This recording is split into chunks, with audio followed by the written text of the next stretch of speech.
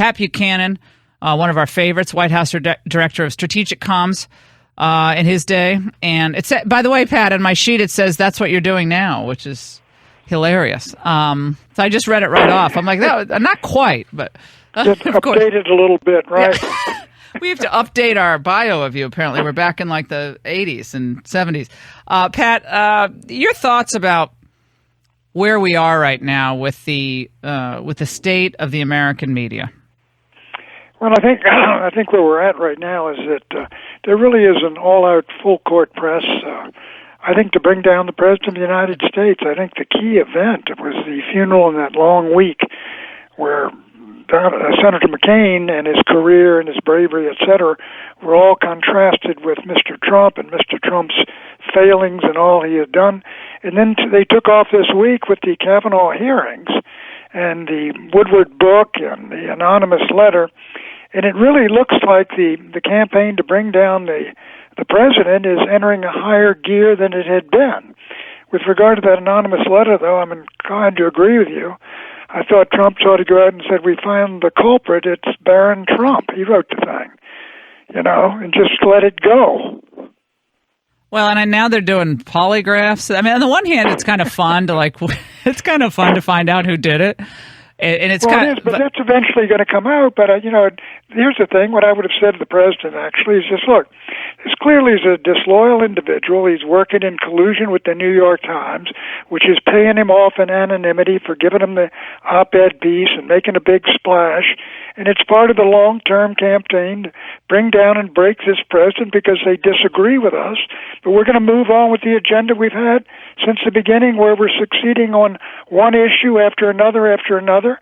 And the latest is that Brett Kavanaugh is going to be on the Supreme Court, and we're going to have a new Supreme Court. Oh, it's so great. Oh, my gosh. I mean, we have a supremely qualified individual who is one of the finest legal minds in the United States, who has hundreds of opinions authored, and the Democrats are just doing stunt after stunt on Capitol Hill, Pat. That's all they have is stunts.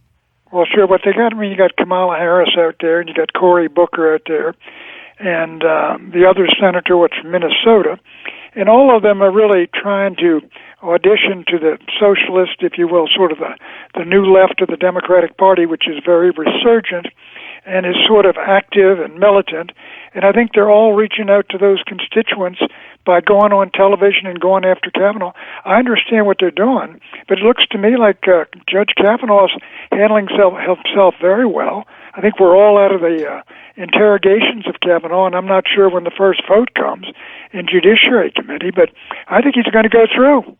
Oh yeah, there's no question about that, and it's two words for Cory Booker: life tenure. Okay, I have two words. It's hilarious. Well, it's life tenure for how's that going to sit with Spartacus? Spartacus is like, I'm breaking the rules. I said it was like my son's, Pat, when they don't know I'm looking. They're eating their little chocolate chip cookies in the pantry, and the mom doesn't know where. I'm breaking the rules. And they think they're all cool. And then it's just You look goofy. It's silly. I think Spartacus is going to be right up there with Pocahontas. Oh my gosh!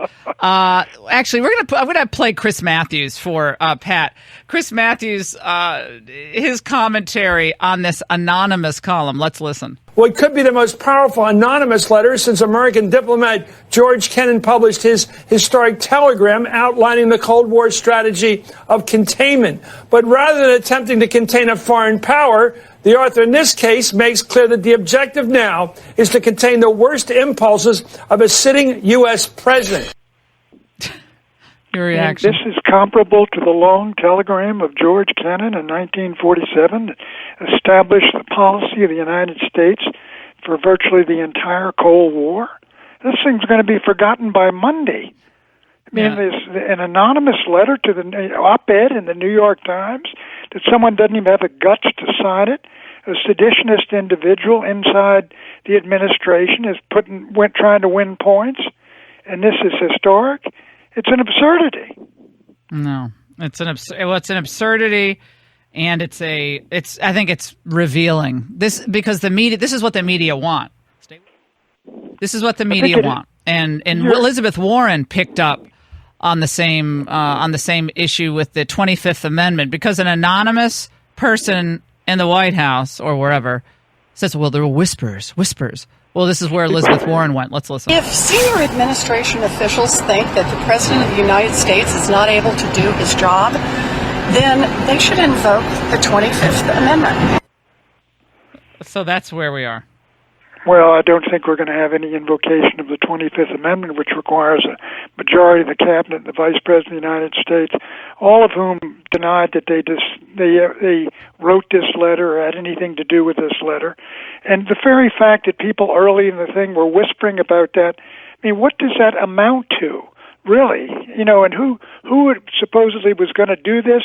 And the individual that wrote the piece for the New York Times can't even stand up himself or herself and say, look, I disagree with what they're doing, and people inside disagree, and I can't take it anymore, and so I'm going to say so and show some moral courage. I mean, this is just a stunt by the New York Times and this anonymous individual, and I do believe the administration and White House have let themselves be too, taken by this thing and responding to it and reacting as though it's some wounding thing, but there's nothing in that op-ed that you can't read on the front pages of the Post or the New York Times every week. No, it's the same old. Trump's. We have to. But the best thing that I liked about it was the author says, "Well, but Trump has done some really good things." Okay, and so I guess we're led to believe it's anonymous list of successes for Trump. So the fact that there's 2.9% increase in wages, that's for anonymous, and the band of resistors must be responsible for that. So they're taking credit for the successes and wanting to be portrayed as these great supermen rescuing all of us, the damsels in distress. You're so right on this. Let me say, I mean, Trump hasn't been given credit, even by our own side, for the fact that in many, many ways he's been an extraordinarily successful president. Not only the 2 Supreme Court justices, but some 25 on the federal appellate courts, I think 75 on the district courts. You've got the economy that is really crackling along as it has not been for many, many years. All these jobs in the African-American community, 200,000 more today. ISIS is on the run in various places. He's thus far kept us out of any new foreign wars. I mean, and look, one of the things they condemn Trump for, he's reaching out to the Russians and we're trying to stop him. This is a saboteur. Donald Trump was elected to do certain things, and he's doing them.